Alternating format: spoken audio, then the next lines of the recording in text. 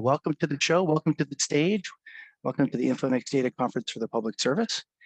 For everyone, the bio and everything is still online, so I tend to not read that. I tend to just go, look, time is money, money is time. Danielle, the stage is yours. Great. Thank you so much. I'm really pleased to be here. I'm going to just share my screen. So you'll just hopefully tell me that that is okay. Okay, great. So I am really happy to be here. I know that I have the dreaded after lunch time slot. So I hope everybody's sort of standing up and walking around while listening to this. And I'm going to try to keep you a little bit engaged by asking as we go along, if you can post in the chat any tools that you are aware of that have been that are kind of novel tools that have now been adopted for use for the key kind of public interest questions of the day. As we go through this, I'm hoping you'll have some ideas of ones you come across or ones you know about in your own work, and that you'll be able to share with the group, so we can all learn from each other. So I'm going to really talk about some of the new tools that have, give you, I guess, maybe a little more of an external and global perspective. So outside of government and also a global perspective on what has happened since our economy and society has become more digitized. And then, of course, accelerated by the pandemic, we've seen an explosion of new tools and data sources, as we have sensors and satellites and payments and all kinds of activities taking place via a variety of online platforms. We have the explosion of social media and other kinds of tools that have emerged. What does that mean in terms of the promise and also the challenges that we see before us? And so, for example, let's just take, wouldn't it be great if, for example, we could in real time identify, who has lost their job and immediately top up their income, or identify businesses, instead of giving if instead of kind of having a much more blanket approach to targeting businesses that are going through a difficult time, what if we could target those that had really, positive balance sheets, but, are going through a temporary liquidity crisis? What if we could anticipate a global conflict and before it, actually takes place, and take policy actions to de-escalate that conflict? And so if you can think of, every aspect of public policy from, that every kind of global and local issue that we have to address, what are the new tools that are now available to start to think about, how can we target and our policy interventions so that they can be, getting to the right people at the right time? How can we use the new tools that are available out there to do that? So I'm going to talk a little bit about, some of the challenges with our existing data sets. Obviously, lots of opportunities, as we saw in the presentation, just before lunch, which I thought was really fascinating. But also, how do we build on what's there? What are the challenges of those legacy data sets? What are the opportunities that are now presented to us by the new tools that are out there? And how can we leverage those tools and at the same time as we recognize as the challenges and biases and so on that these new tools represent? So all of that, and I'm hoping that you'll also be more interactive. Like I said, if you know of any, or if you've come across any of these tools, this is an emergent area where everybody has a chance to learn from each other in real time about, what is being used out there as we encounter all kinds of new events and new conditions, in the specific areas that we're working in. So. And I should also mention, I'm also going to share some examples from the work that we're doing at RIWI. We collect data in a novel way and using, in real time. And so I'm going to show you some of the high frequency data we're collecting on some of the issues that I'm going to talk about as we go through. So I'm going to just, one second, now I can't, my thing is not advancing. Okay, there it is. So I wanted to just start by talking a little bit about the legacy, the data that, this is an example of the economic releases that come out from StatsCan. So November, we're expecting a whole suite of headline economic data. And then of course you can see the reference period. So it's all available with the lag. And so this whole idea that we have reference periods and kind of release dates of statistics is the way that, so this is this is when it comes out, but this is where we're actually talking about the data referencing. And this whole idea is, the way the statistical system has been set up with government collecting data and everybody else waiting around till that data comes out to learn what happened, a month or two ago. Or in some cases, it's not a whole month. Sometimes it's a 3-week lag. This is kind of the system that's been in place for decades now, and where the government is kind of the key authority and the key data collector, and markets and other actors in the economy wait for these data, then analyze it, and so on. And that is still happening, but we're in kind of reaching a new era where, for example, we have many technology companies, banks, and others who are now collecting real-time information on many of these kinds of things. So, JP Morgan Chase in the US has released a lot of its payments and credit card data and information to give a more real-time picture of what's happening in terms of consumption. We have a lot of job search websites like Indeed.com putting out their job postings data to give an early look or real-time look of what's happening in the jobs market long before the labor force data comes out. And so there's lots of these different examples that one can turn to, and certainly during the pandemic we saw a lot more of this kind of activity where all of a sudden, many different agencies were relying on both new indicators, but also different kinds of indicators that had been used in the past to provide a lead, to provide a real-time view, because the pandemic there were events that were happening in the middle of the month, and if an event, if people were kind of locked at home for an event starting in the middle of during lockdown, and it started in the middle of the month after the labor force survey was done, then the data that came out after that was no longer really relevant. It was really a backward-looking indicator. So anyhow, this is just kind of an example of what how the world is changing, and what is now available out there. And you see that a lot of these new indicators are being rapidly adopted by people in finance and in the private sector to really understand what's happening in markets, what's happening in the economy, what they're expecting to see in the official data when it does come out, but it gives them a much more real-time look, and it is being adopted in many cases of policymakers and central banks and elsewhere, but it not nearly to the same degree that the private sector has kind of started to adopt a lot of these data sets and explore lots of these different data sets. So we're lucky. I should just point this out, that we're lucky here in Canada.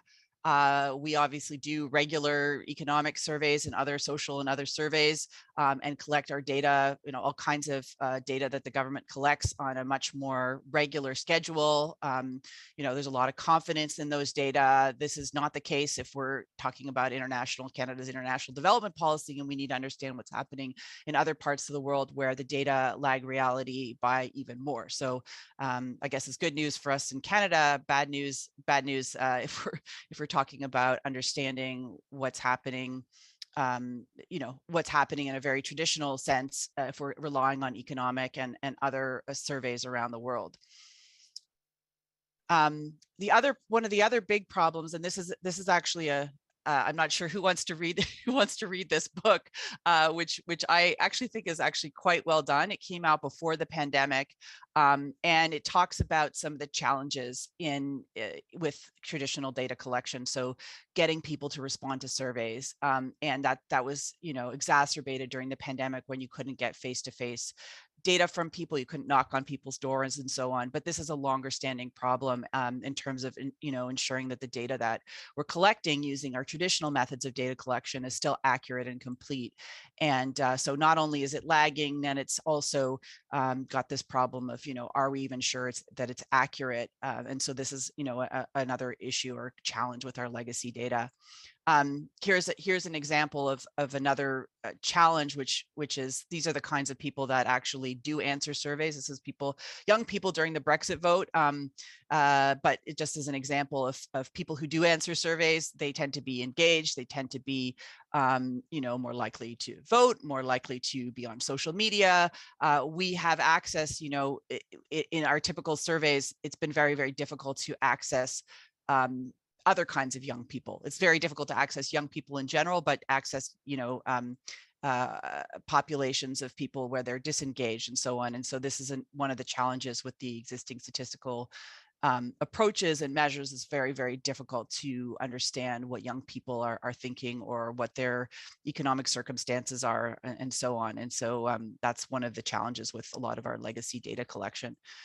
And then we have this cartoon that the example of the situation where this guy is looking for his keys where the light is, and so asking the question of, are we measuring the right things nowadays? Are we measuring trade at the Canada-US border because it's easy for us to do it when we know that trade is global?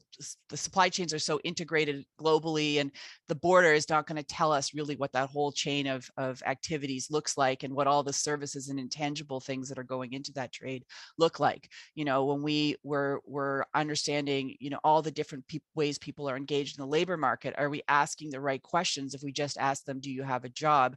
And we're not understanding all the different variety of digital platforms and freelance type work that enable them to make up their income.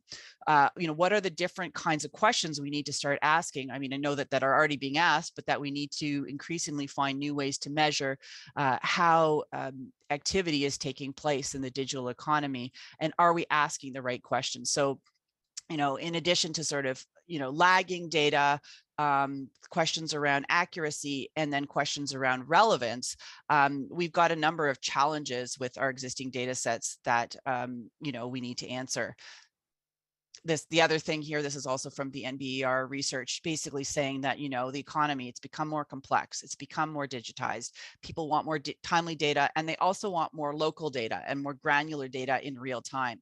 So this is, again, you can get, there's often trade-offs between these types of things in some of our existing statistical data.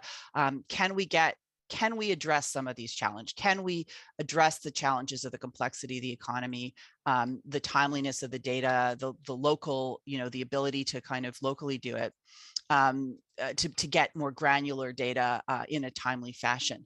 And this is what, I think there is huge potential. And I think, there's lots of examples of, in the Canadian government and, in governments around the world, and also outside of governments, of how people are using and leveraging the benefits of being a more digitized society to get more, to try to solve some of these questions and try to combine with some of our existing ways of collecting data to actually give us a more robust picture of what's happening in our society in real time.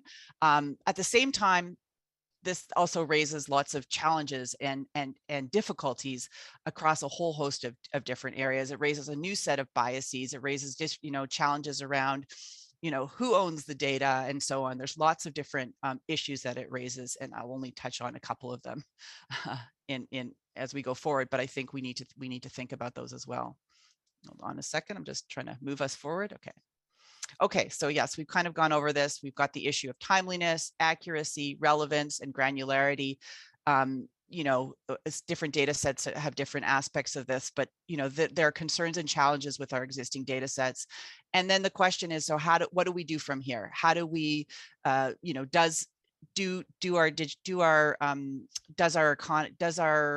do these new, as we have, sensors, satellite, payments data, all kinds of social media data, all these different new sources of data and information, do they enable us to better address those challenges and better kind of inform better public sector decision making, so we can get the right policies to address the right people at the right time.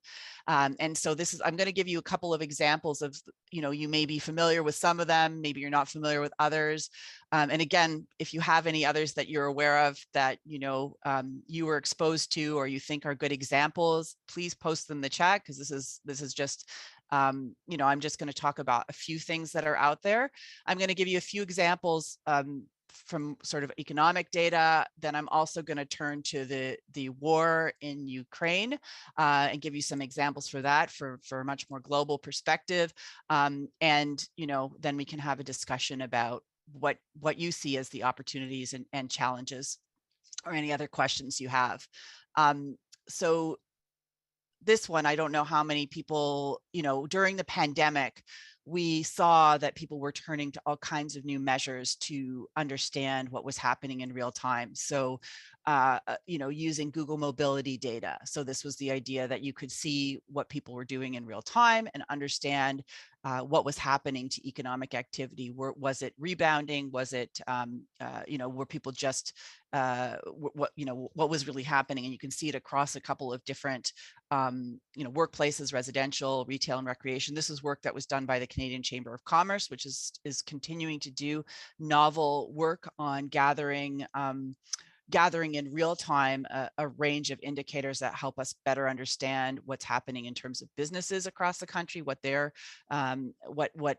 seeing in real time. And so it's just a suite of new indicators that a lot of people were using Google mobility data, both on the economic front and on the pandemic monitoring front from a public health perspective.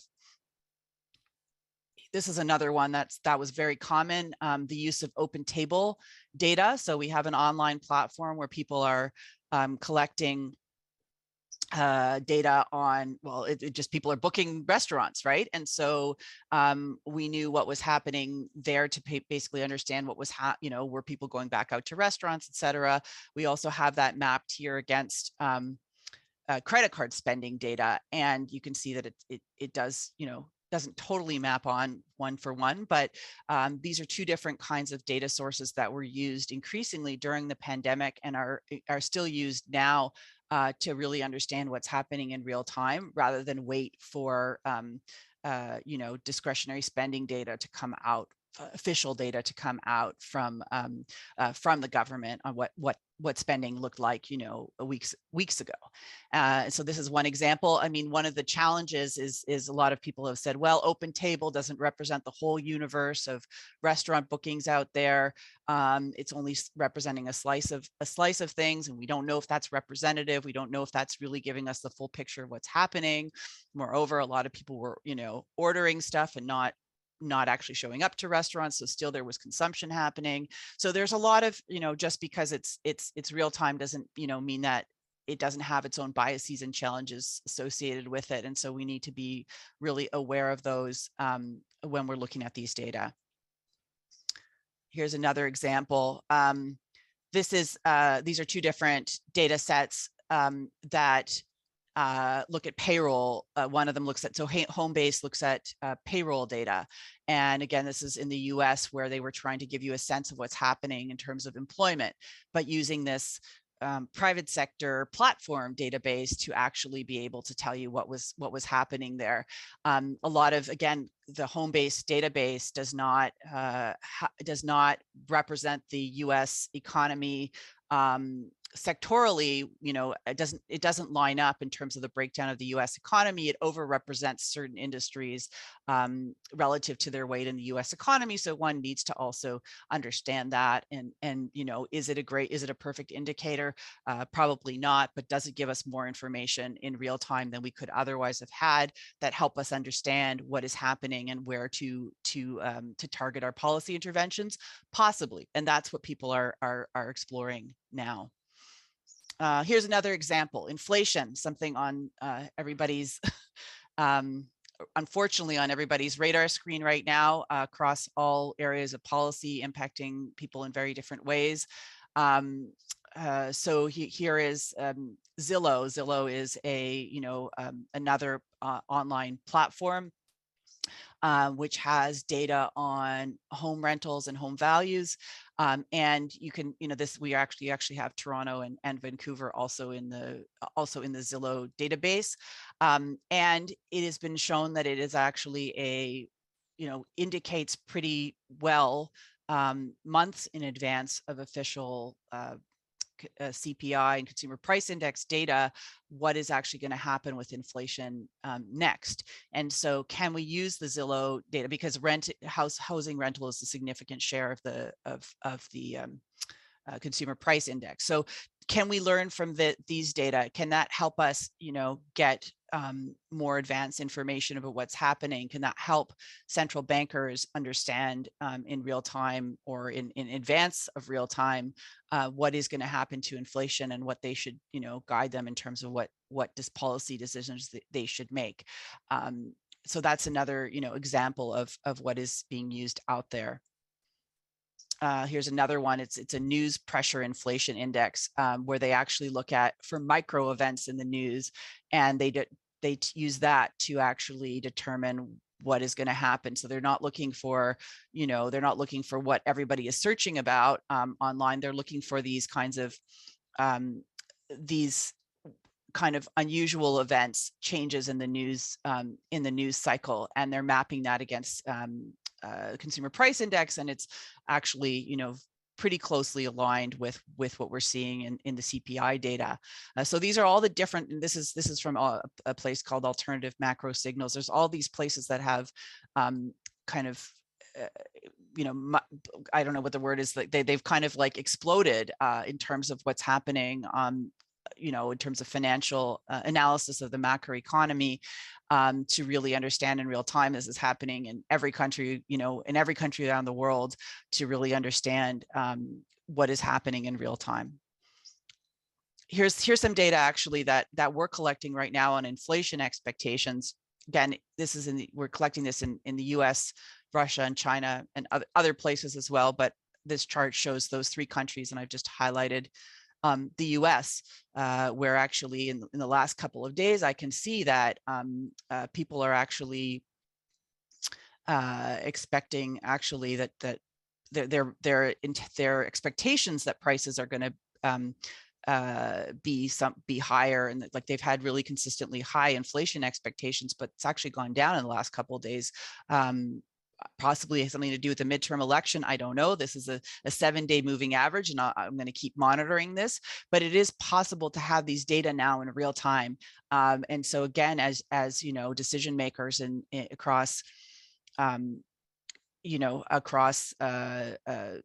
Canadian government and governments around the world grapple with inflation and grapple with messaging around inflation and how to ensure that this spiral of thinking inflation is going to continue at this pace, and that can actually be a self-fulfilling prophecy. So this is one set of data that can be available at high frequency to kind of start to answer some of those questions.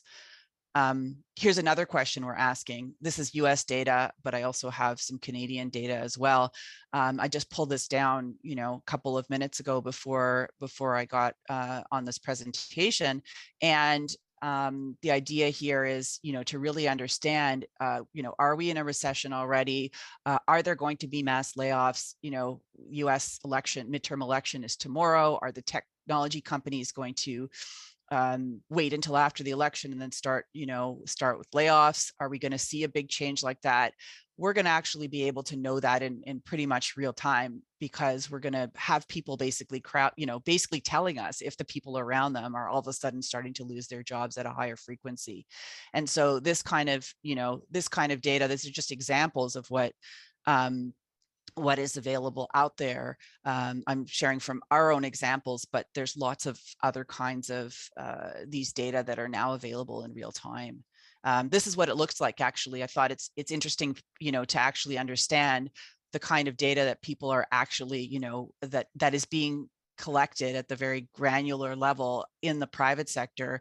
The data that we're collecting at RIWI is actually different in one important respect from other data that's out there, which is that we don't collect personally identifiable information from anyone.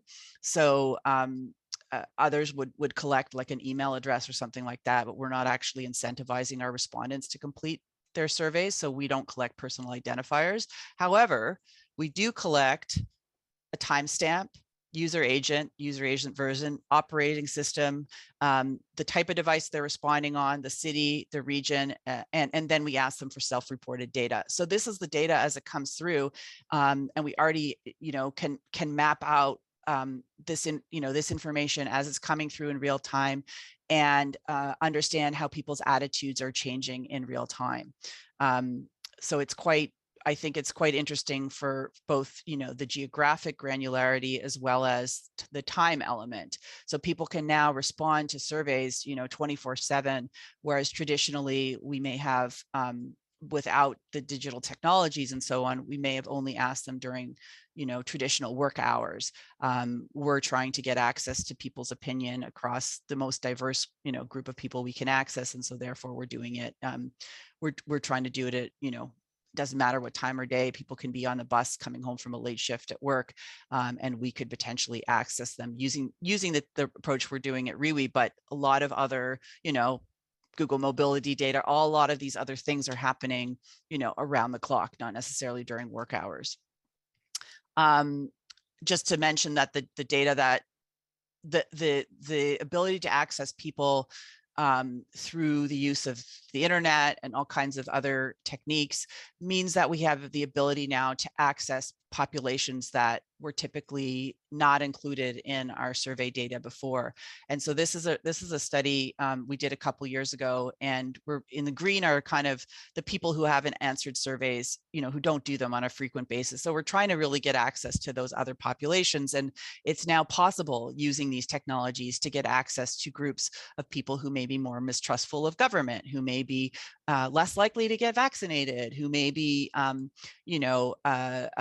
more likely to work in low income jobs, maybe more likely to, I don't know, perhaps have long COVID. We don't know exactly what their characteristics are, but this enables us in many ways to get more inclusive data and access groups that we maybe weren't able to access before using some of our conventional approaches. So just that we need to think about that as well. Let's just talk also about some of the new data. Actually, I'm just going to stop for a second and see if anybody has anybody posted anything in the chat about, I can't see. If nobody has, I can't actually see if anybody has posted in the. Well, Wendy brings up the fact that around data collection, you've sort of addressed it. I mean, her statement is ultimately hard to get areas, although your last slide said, wait a second, there were hard to get areas, but we're actually starting to reach into those.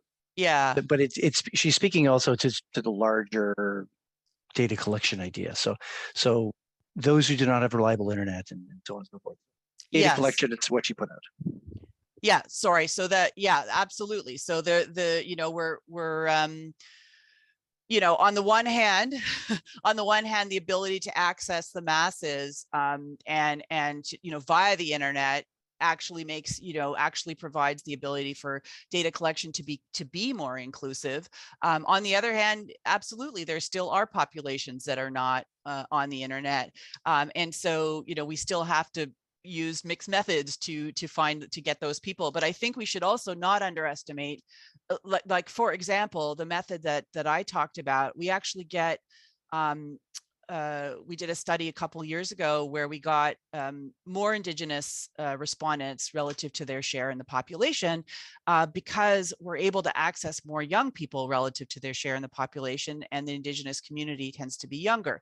So it's not necessary. I guess the point is just that, you know, it's not always like we can't get access to that small group. So like, I think there are advantages and disadvantages. And, you know, the internet also allows us to remotely monitor situations where we wouldn't have been able to in the past. So, you know, in the case of a flood, or, you know, a kind of a weather, like a weather event, we can now access populations. If we can't get to them, you know, in a physical sense, we can now, you know, access them remotely, and so on. And so it has the potential, I think, to create data collection that is more inclusive, at the same time as we need to recognize that there will be some groups that will be left out. I mean, the internet is, and also in many countries of the world, is male biased, like male, you know, that, so, you know, that's another challenge associated with it. But can we get more women than we otherwise would have been able to get access to in the past?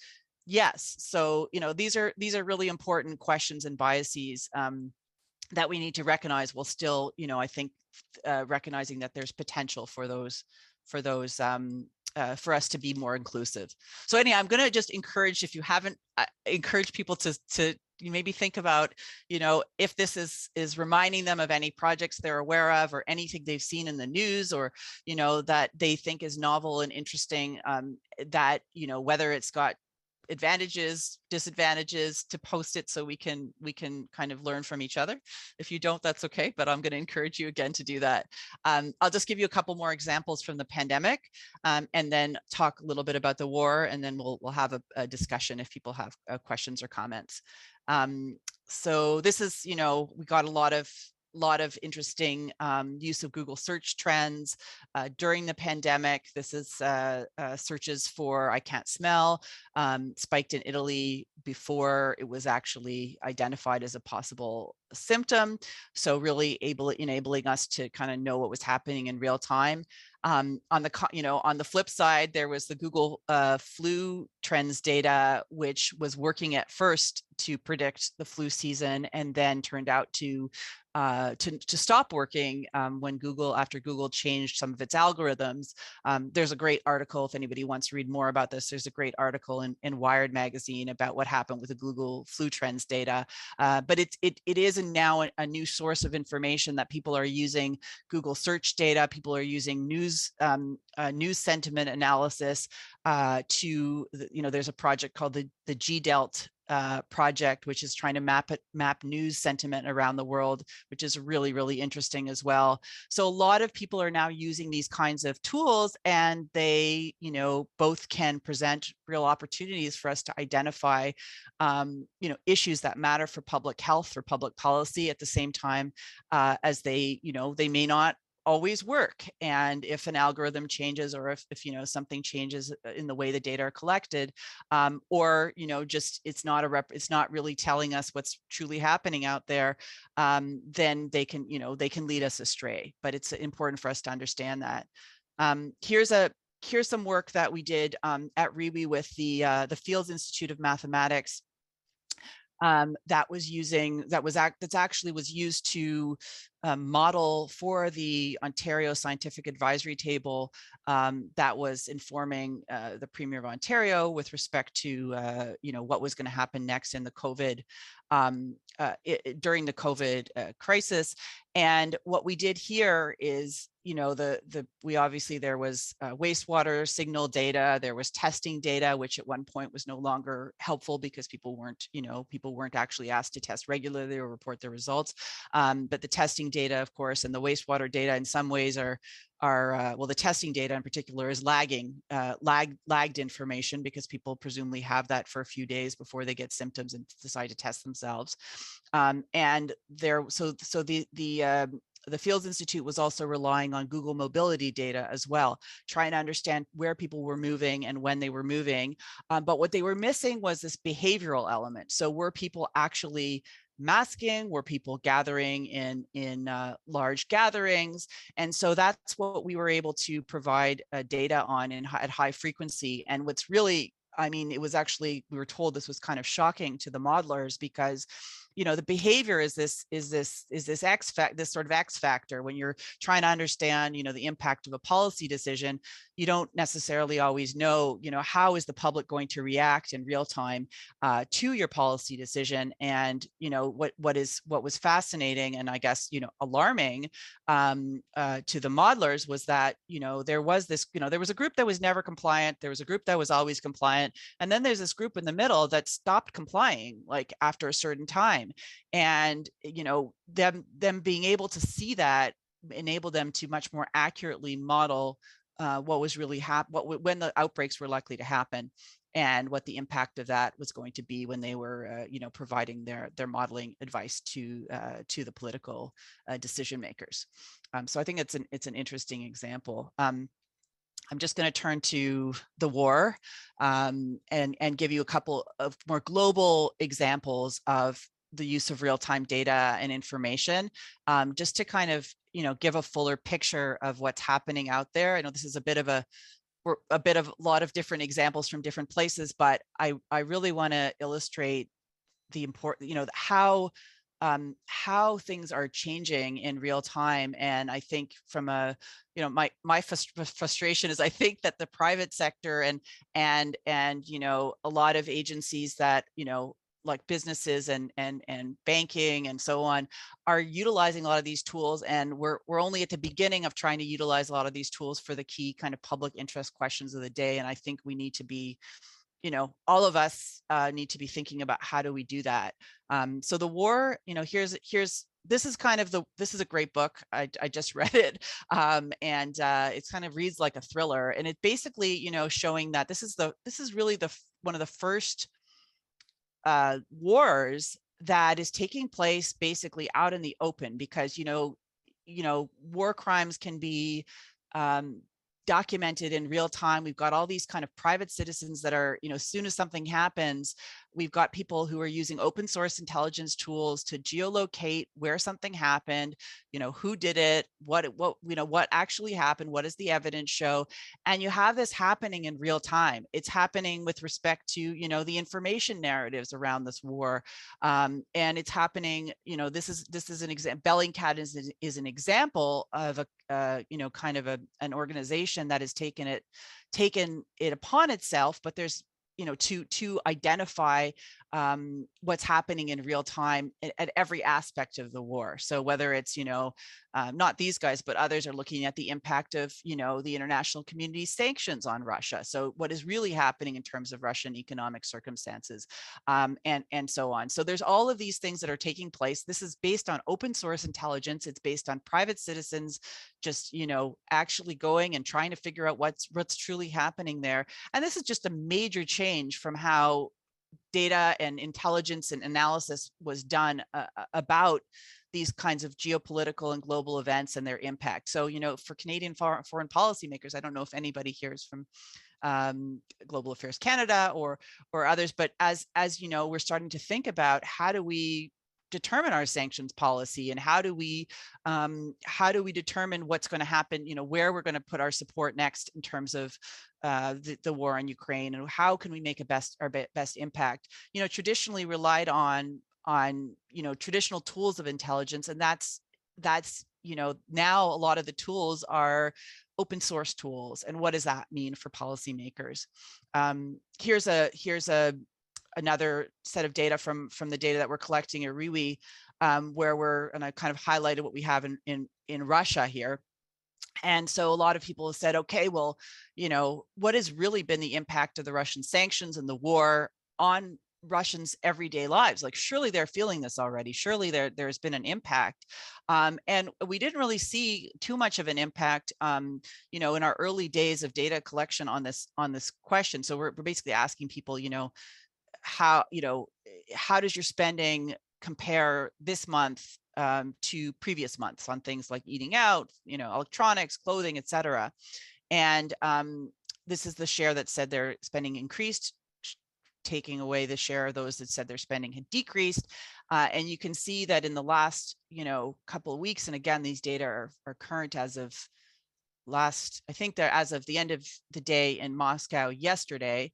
In the last couple of days, we're seeing that people are finally starting to feel the impact on their everyday lives, as Russian mobilization, I guess is starting to really kick in high gear, and people are starting to really feel the impact, whereas they hadn't felt it, in a meaningful way in our data set before that. And so this is a 14-day rolling average. We're going to see if that persists. The idea is that, we can get access to this in near real time to understand what's happening, instead of, relying on kind of just our best kind of impressionist, best available information of what we think is happening out there. There's actually all kinds of indicators, and this is just one of them, to really understand what's happening in people's real lives, even if Russia stops publishing key economic data, which it did during the war.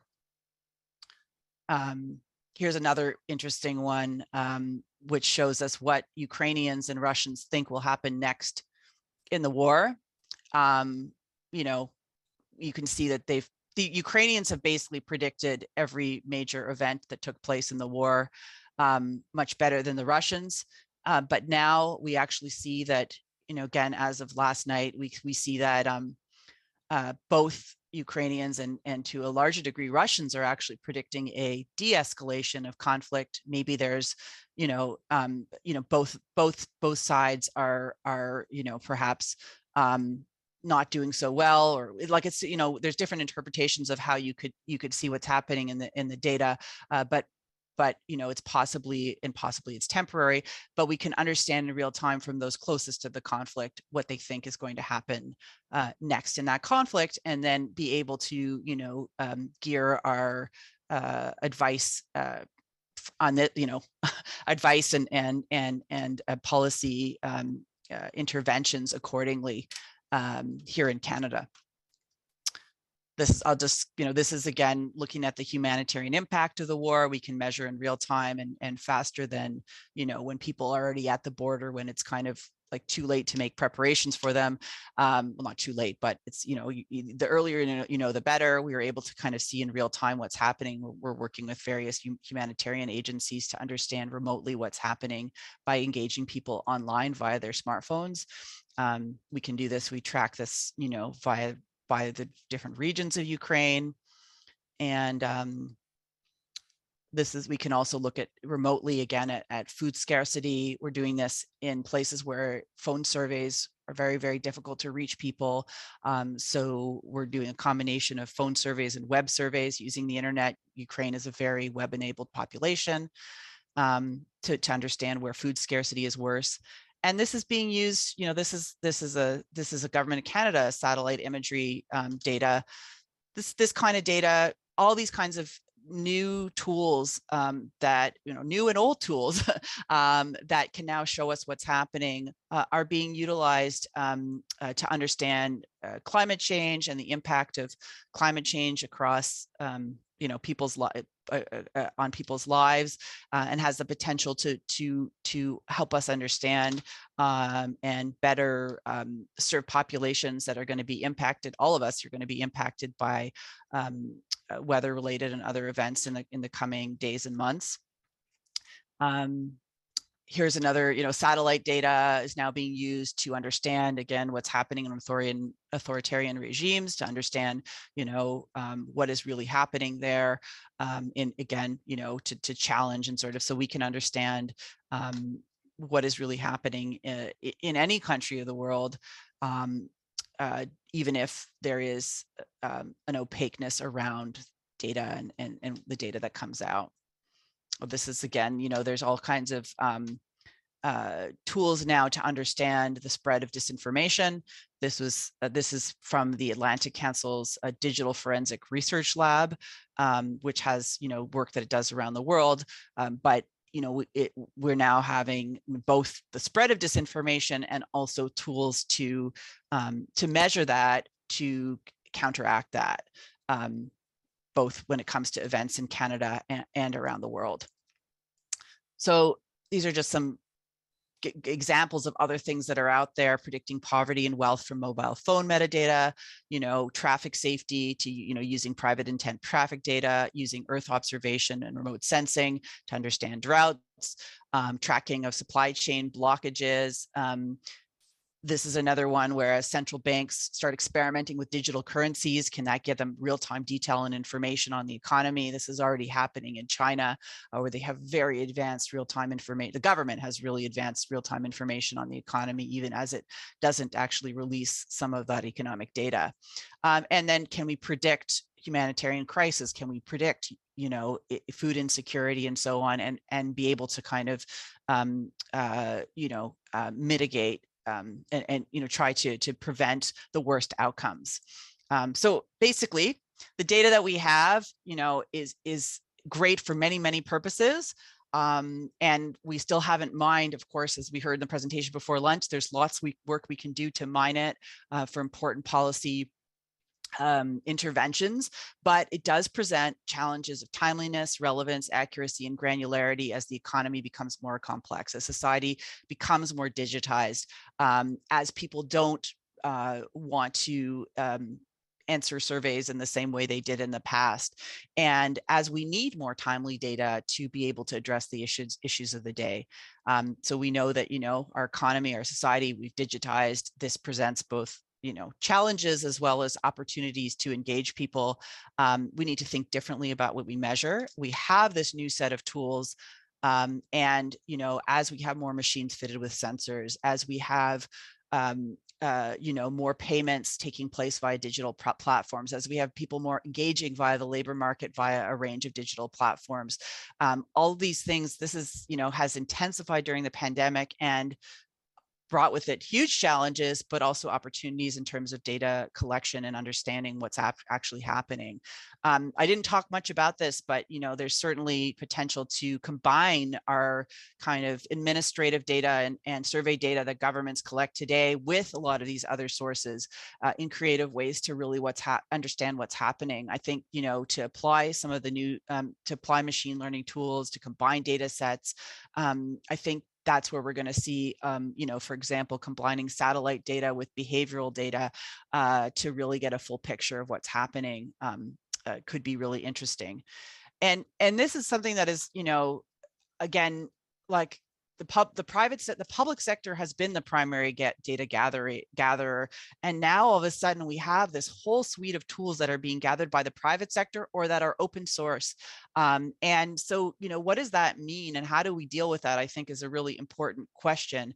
How do we leverage the benefits of the private sector data, but ensure that, that a lot of the things, that the public interest is maintained, I think is a really important set of questions. And I think this is happening, the issue of kind of, the importance of interdisciplinarity, that this is happening, across all areas of policy and requires us to use an interdisciplinary set of tools. It's not just about, economics or the environment, or, it's about employing all the different sets of tools we have to cross disciplines to understand, for example, we need to use, social psychology often now in engaging mistrustful populations in our policy making when it comes to any aspect of policy, for example. And it's happening across all areas of public sector decision making that we need to grapple with these new issues. And so, I just think it's really, there's a lot of promise and opportunity here.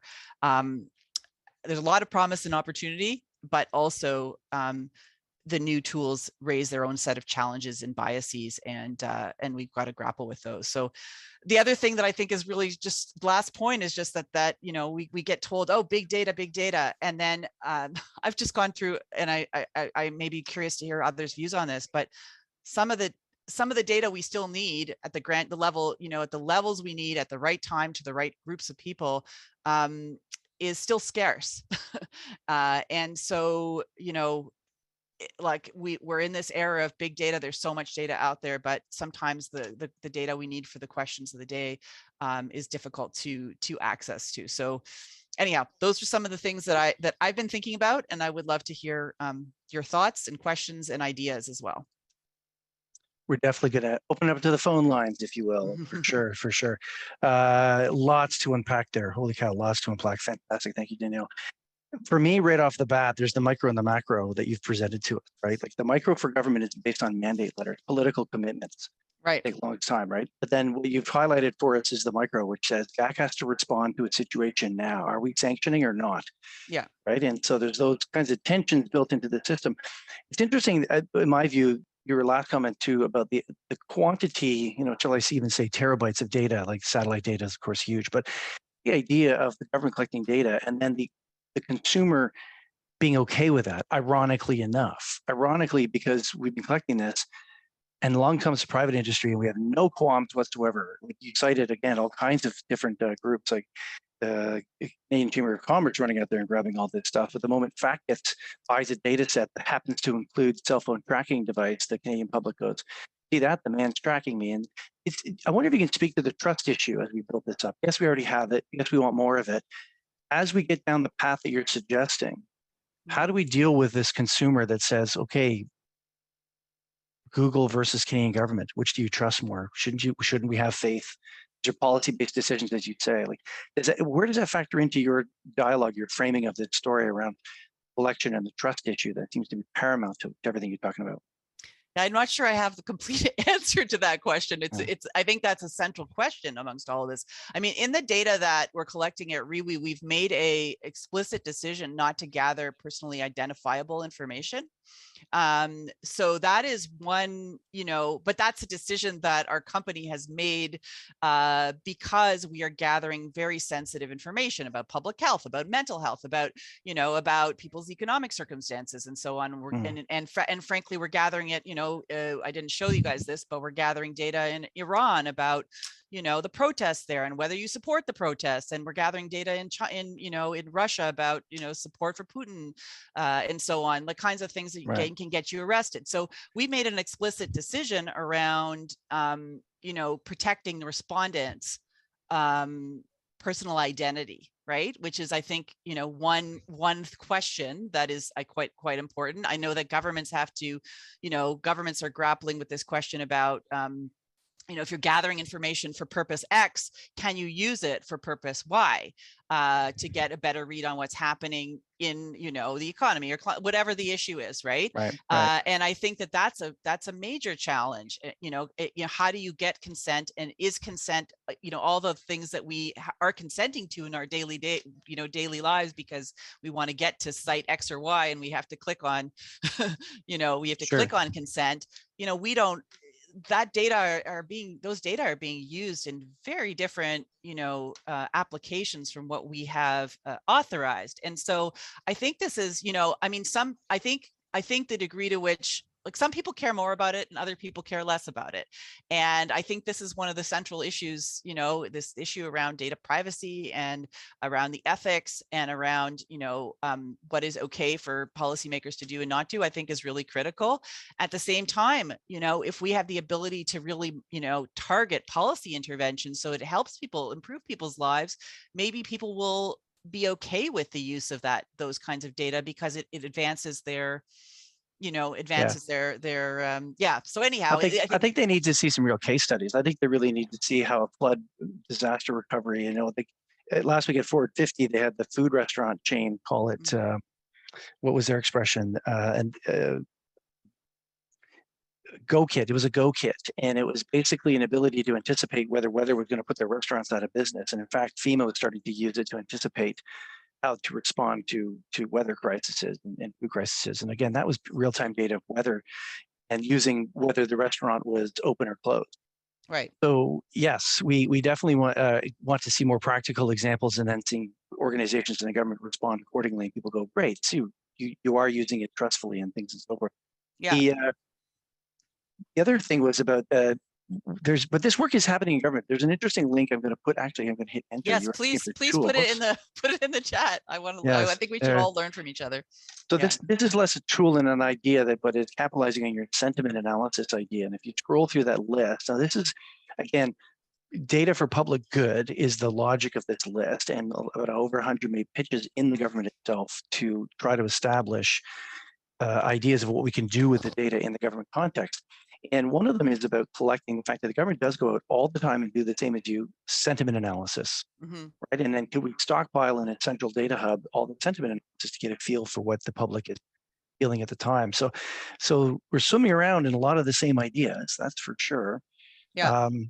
So I thought I'd share that immediately because that came out just recently the other day. Talking about real time, it just came out, at least in my inbox this morning. So they're down That's to the great. semifinals. Yeah, but it's the ability to fund these things and get it established. And I think to that end, before I go to the chat, is exactly your point. We have to approach in the government, if I can dare say, something called enterprise data, because we don't have that. Every department, you mentioned DAC, well, DAC collects data. That's not fisheries. That's not health. That's not fact. That's not these guys. And the concept that is being addressed now in the new Government Canada data strategy is enterprise data as a thing. We need to be able to collect it once, share it multiple times. Yes. So yes. Digital identity is the big thing that Catherine Luella, the CIO of Canada, has just hired someone to start addressing and advance. It already has been addressed. I shouldn't say that, but it's starting to advance that and make sure that it's correct. So there you go. There's my own fire hose of stuff that you've triggered in my brain to do your presentations. Kenza sort of asked more of a general question, which you've touched upon. Maybe you could retouch upon it. What are the challenges and risks of using real-time data, and which could impact your result? So I think you danced around that already. You touched upon the result. So if you see your chat, you'll see what. Yeah, I'm not sure. Do you want to, Kenza? Do you want to expand on your question? I'm not sure what the risks of using real-time data is. That are you thinking about? Do you want to expand on what you're interested in? Yeah, thank you, Danielle. Yes. So I would like just to know what are the challenges when you were like doing, like I saw a lot of like graphs and analysis, and you said like, for instance, for the war, there is some decision that could be made based on this analysis. So what are exactly the risk of, with regard to the risk of using this this analysis and data? Second is, when you, like, for instance, go in and reaching people that they are in the war, doing like a survey, or what are exactly the challenges? Is it like, how do you approach like these people, and how do you get the information? And also, like, can we like analyze the information with a lot of confidence when we know that they are in a war zone and they have some challenges in their life? Absolutely, great questions. So in short, we access the data that I showed you, some of the data that I showed you from the war. We are accessing it using a technology called, like, we use online. The tech company I work for invented online intercept online intercept sampling. Basically, people are on the web, they're on their phone, they're on a computer. Ukraine is actually one of the most mobile kind of internet enabled countries, and so we're accessing them wherever they are on their phone or computer.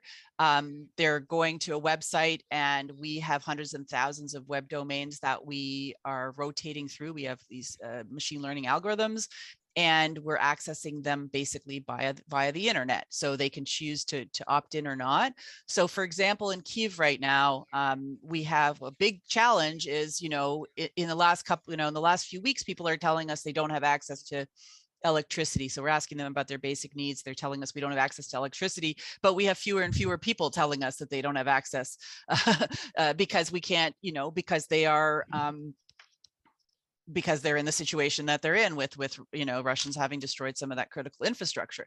So we can't, like, when there's a moment of crisis like that, we can't always access the same number of people as we were able to access before. Same thing in Iran, the internet's, subject to intermittent shutdown.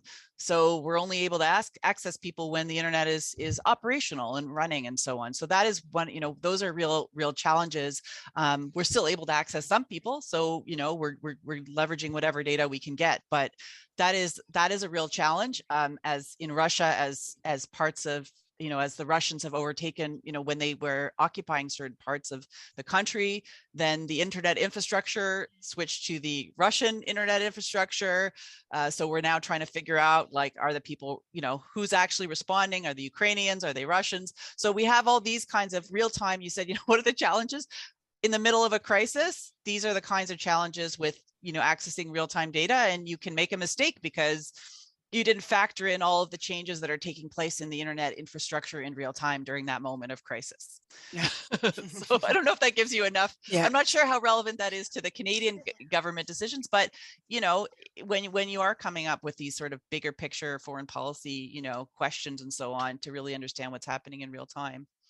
Well, in our last minute together, I'm just going to quickly summarize in one sense the expectations that you're triggering in all of us is the fact that, well, you're proving that in a lot of cases it's real. We can do this, and so the question is back to your public policy hypothesis: how are we going to affect this? And I know that the North Star argument from the CIO of Canada is if the government's going to get digital, it has to be hearing and listening to those pressures and to those expectations such that we need to deliver our services. And it's not just passport delivery services, it's actually DAC and how to respond to crises instantaneously. So yeah, but you can imagine the same thing with respect to climate, situation or flooding emergency. Again, everybody has a smartphone, not everybody, but a very significant share of the Canadian population. And so that, we can use some of these technologies, not necessarily the one I'm talking about, but there's many that are now out there, and that those are going to explode. And I think there's a lot of promise for public sector decision making. Indeed. Well, let's leave it on that high note right there. Thank you so much, Danielle, for your time with us.